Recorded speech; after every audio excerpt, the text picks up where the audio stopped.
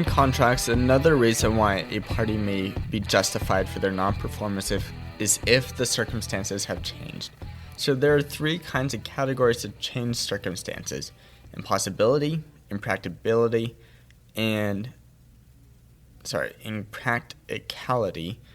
the frustration of purpose. We've kind of talked about these things in criminal law last semester. And if you remember from criminal law, I didn't really get it much then, so hopefully this goes well today. So the restatement sections 261 and 266 say, I think 261 specifically says, a party's performance is made impractical without his fault by the occurrence of an event, the non-occurrence of which was a basic assumption on which the contract was made. His duty to render that performance is discharged unless the language of the circumstances indicate to the contrary. It's also important to note that some things are so out of place that it can't be a basic assumption. Well, what's a basic assumption? Well, a house is a house. That's a basic assumption. If you're contracting to build a house, you expect a house to appear. But there are so things out of place that it may not be a basic assumption. People need to contemplate both the circumstances, but not contemplate it so much that there are provisions about the circumstances in the contract. I'll be honest, I'm not sure what I was talking about when I wrote down that note. We're going to go ahead and move on to Section 262, which talks about death or incapacity of a person that makes it necessary for performance to occur. And ultimately what that just says is that if a contract is dependent on a party to perform, and that party dies before the performance occurs, then the contract is going to be considered impractical. You can protect against this by putting it into writing to say, if this person dies, here's what we're going to end up doing instead. And that's a lot of the time dependent on if that person is super important to the fulfilling of that contract. For example, if it's a celebrity who needs to perform, and that performance can only be done by that celebrity, well then if they end up dying, you need to find a way to work around that contract to still make it enforceable, if you are the one trying to enforce the contract. Section 263 talks about the destruction, deterioration, or failure to come into existence with that thing which makes it necessary for importance. So ultimately, this is the exact same thing as 262, except this is talking about a thing or an object. So a good example of that would be, just based off of the top of my head, a very rare and important item. You can say, like, this ruby being delivered to a museum, and it turns out that that ruby was stolen. Well, then what are you going to do to make sure that that performance is still going to be adequate? 264 talks about the prevention of governmental regulation by an order. So ultimately, same kind of thing, but this time the government is going to stop something from happening or cause someone to do something that makes the contract unenforceable. The difference in this situation is that the parties don't need to contemplate the regulation, meaning at the time that the contract was formatted. I'm starting to remember now what I meant by contemplation when I said earlier that I didn't. Ultimately, at the time of the formatting of the contract, you need to contemplate certain circumstances. What's going to happen? And if you contemplate those circumstances and you draft it in, well then the contract is going to be enforceable even if those circumstances occur. If those circumstances are unable to be contemplated, well then, based off of like aliens coming down and teleporting a city away, well then that's going to be impracticality impossibility, and the like. And so government can be one of those things where you could contemplate a governmental order, but parties do not need to contemplate that order in order to make the contract impractical. 265 talks about discharge by a supervening frustration, so this is going to be frustration. This is and what the restatement says here. It says where, after a contract is made, a party's principal purpose is substantially frustrated without his fault by the occurrence of an event, the non-occurrence of which was a basic assumption on which the contract was made. His remaining duties to render performance are discharged unless the language or the circumstances indicate to the contrary.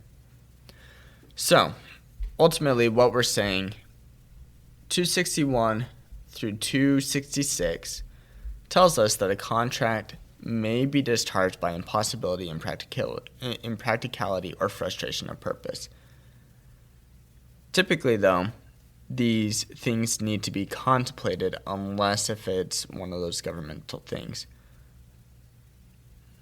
So, in other words, we don't want to rely on impossibility, impracticality, and frustration of purpose to get out of a contract. Instead, we want to just write in everything that we can possibly think of. We have one case, two cases. We'll just talk about one case. We have one case. It's called Hemlock Semiconductor Operations versus Solar World Industries Sachin GmbH. Ultimately, what happened in this case is that there's a claim that enforcement of the contract is impractical and frustration of purpose based off of a governmental action that ended up happening depressed the market for one of the parties for a product that they were contracting for. In this situation, impracticality and impossibility is treated as the same. Most courts do this mostly just because impracticality and impossibility are just kind of really hard to tear apart to know the difference. It is important to note, though, that impracticality does not require the situation to be impossible, only that it is impractical for the party to perform because of an extreme and unreasonable difficulty, expense, injury, or loss involved. Ultimately, if the unanticipated circumstances made it performance for the promise of vitally different from what it should have been within the contemplation of the parties, then impracticality has occurred. The courts are also going to consider if there were any unforeseen events that would have made this a basic assumption if the event did not occur. And ultimately, in this situation, I believe this was within the contemplation of the parties. They didn't write it down, and so the governmental action was not something that would release one of the parties from enforcement.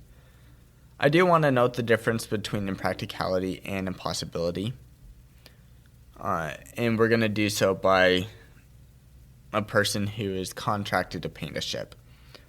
Say this person, there's two people involved in this case. This is a hypothetical. But person number one owns a ship. Person number one hires person number two to paint the ship.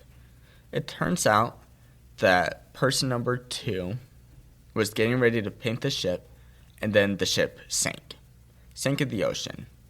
Well, it would be impractical to then paint the ship because then the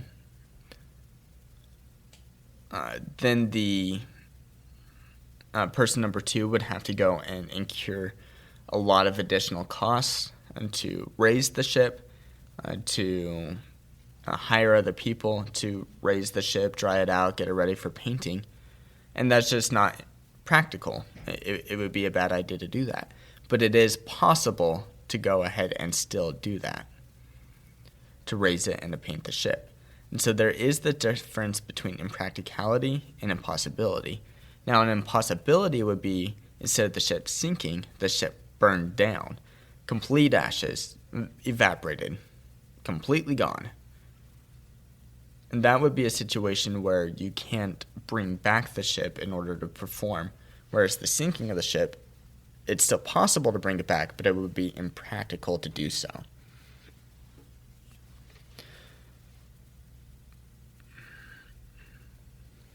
So that's impracticality, impossibility, and frustration of purpose. As far as here's why the circumstances have changed so much to where we do not want to enforce this contract anymore. Have a good one. Bye. Thank you for listening to this episode of The Law Schoolers. Before I let you go, there are 4 things I want to say. The first thing is if you enjoyed these episodes and if you enjoyed the website, I would invite you to go and join Law Schoolers Pro. And you can do that by going to lawschoolers.com/join. It's a way for you to support us, but there's also a lot of features there that I think you will enjoy. Second thing is that nearly all of our episodes are unedited. The only ones that aren't are pre-law materials, and the reason for that is so you can actually see the legal material in its raw form as I'm learning it as well. The third thing is that the information contained in these episodes are specifically only for educational purposes. They're not to be used as legal advice. And with that, the fourth thing is if it is used as legal advice, we are not liable. That is, Law Schoolers is not liable for any legal outcomes. Thank you again for enjoying the show. Have a good one.